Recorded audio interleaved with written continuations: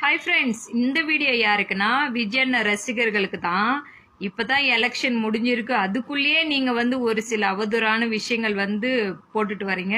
இன்னும் விஷயம் என்னன்னா, விஜயனை ஜெயிக்கலன்னா நாங்க குடும்பத்தோட செத்துருவோம் மிரட்டி எல்லாம் வீடியோ போடுறீங்க. நீங்க இந்த மாதிரி பதிவிடுறது உங்க தலைவனுக்கு நீங்க செய்யற துரோகம் மாதிரி தான் மக்களுக்கு தெரியுது. ஏன்னா அவர் பல வருஷங்கள்ல ஆட்சிக்கு வர கிடையாது, இப்பதான் வந்திருக்காரு.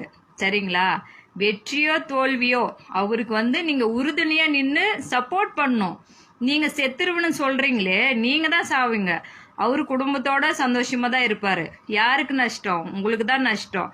அதனால தயவு செஞ்சு மக்கள் இந்த மாதிரி தவறான பதிவு போடாதீங்க.